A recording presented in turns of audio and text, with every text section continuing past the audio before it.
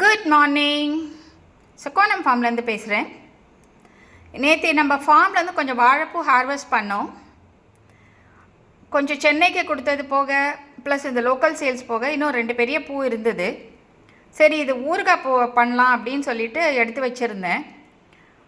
இது ஊறுகாய்க்குன்றதுனால நான் நைட்டே என்ன பண்ணேன்னா மேலோட பூவெல்லாம் நல்லா அலம்பி தொடச்சி அப்படியே ஃபேன் காற்றுல வச்சுட்டேன். மேலே அப்படியே காஞ்சிருது. நம்ம ஊறுகாய் பண்ணுறதுனால உள்ளே அலம்ப வேண்டாம் ஒன்று, தண்ணி பட வேண்டாம் ஒன்று அப்படின்னு. செகண்ட் வந்து இது எல்லாமே வந்து நம்ம மடல் உள்ளே தான் இருக்குது. அதனால் உள்ளே அலம்பணும்னு அவசியம் இல்லை உடனே பண்ணுறதுனால.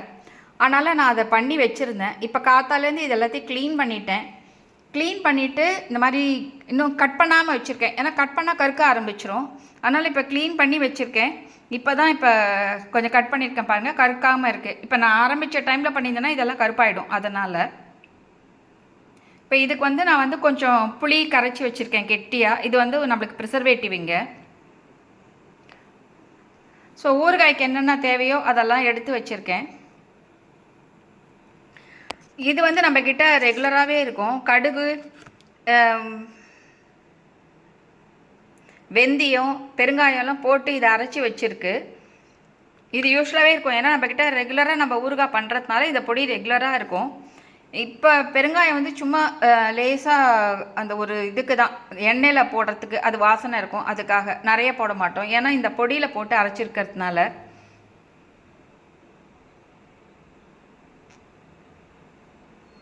இப்போ நம்ம ஊறுகாய் இப்போ ஸ்டார்ட் பண்ணலாம்.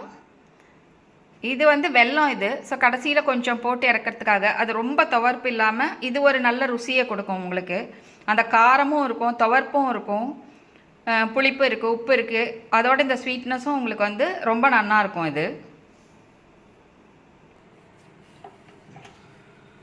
இப்போ நம்ம கடாயில் எண்ணெய் விட்டாச்சு.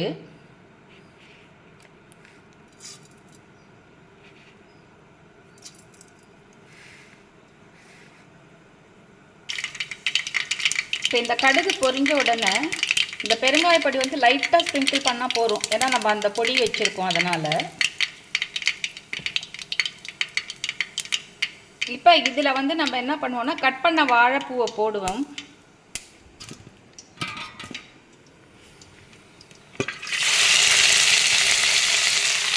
இந்த ஸ்டவ் ஸ்டிம்மில் வச்சுட்டு மிச்சம் க்ளீன் பண்ண வாழைப்பூவையும் அப்படியே கட் பண்ணி டைரெக்டாக சேர்த்துடலாம்.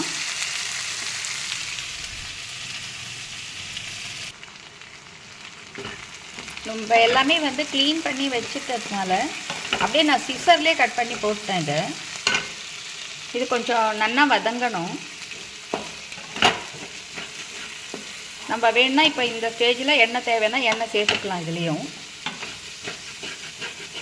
இதுலேயே நிறைய வேரியேஷன்ஸ் இருக்குது.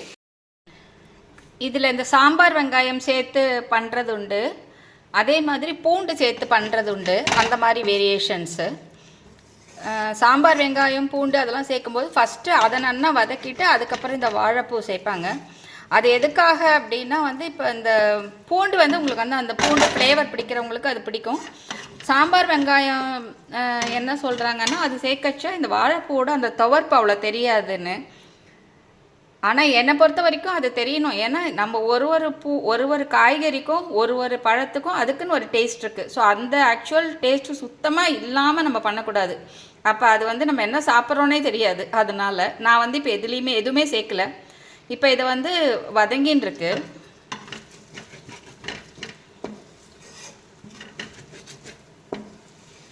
இப்போ இது ஓரளவுக்கு வதங்கினா போகிறோம். வதங்கின உடனே இதில் வந்து இந்த மிளகாப்பொடி, இந்த புளி தண்ணி கரைச்சி கொட்டி உப்பு போட்டு இது கொஞ்சம் நேரம் நல்லா அது சுண்டி வரணும்.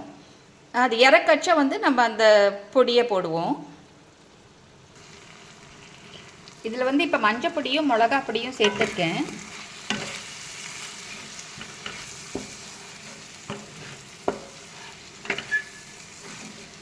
இது ஒரு கலர்னா போகிறோம். இந்த கலர் மாறிடக்கூடாது. அந்த மிளகாப்பொடி வந்து காந்திடக்கூடாது. அது ரொம்ப ரொம்ப இம்பார்ட்டண்ட்டு. இல்லாட்டா அந்த கலர் வந்து ரொம்ப கருப்பாயிடும்.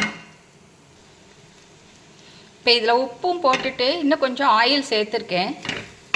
இதுக்கு தேவைப்படும், அதனால் இன்னும் கூட தேவைப்படும். ஆக்சுவலாக அது புளி தண்ணி இப்போ இது ஆயிடுத்து. இதோட இதில் புளி தண்ணி கொட்டிட்டு அது கொஞ்சம் நேரம் நல்லா எண்ணெய் பிரிகிற வரைக்கும் கொதிக்கணும். அந்த எண்ணெய் பிரியச்சா தான் நம்மளுக்கு தெரியும் இன்னும் கொஞ்சம் எவ்வளோ எண்ணெய் வேணும் அப்படிங்கிறது. அப்போ வேணும்னா திருப்பி சேர்க்கணும். அது இப்போ புளி தண்ணியும் கொட்டியாச்சு. இது கொஞ்சம் எண்ணெய் பிரிஞ்சு வர அளவுக்கு இருந்தால் போதும். ஏன்னா இது ஊறுகான்றதுனால நம்ம எப்படி இருந்தாலும் இன்னும் ஊறும் அதில். அதனால் கொஞ்சம் உங்களுக்கு கொஞ்சம் பச்சை வாசனை போனால் போதும். இது கொஞ்சம் நேரம் அதுக்கு சிம்லேயே வச்சிட்டோம்னா அது நல்லா அப்சார்ப் பண்ணிக்கும். அதுக்கப்புறமா நம்ம வந்து இறக்கச்ச எண்ணெய் வேணும்னா இன்னும் கொஞ்சம் எண்ணெய் சேர்க்கணும். அதுக்கப்புறம் இந்த மேல் பொடியை போட்டுட்டு கொஞ்சோண்டு வெல்லத்தையும் போட்டு கிளறி இறக்க வேண்டியது தான். நல்லா ஆறின உடனே நல்ல ஒரு க்ளீன் பாட்டிலில் எடுத்து வச்சுக்கலாம். இது ஒரு 4-5 நாள் வெளியில் வைக்கலாம். அதுக்கப்புறம் நம்ம வேணும்னா ரெஃப்ரிஜிரேட்டரில் வச்சுட்டு கொஞ்சம் கொஞ்சமாக ஸ்மால் பேட்சஸாக எடுத்து யூஸ் பண்ணலாம்.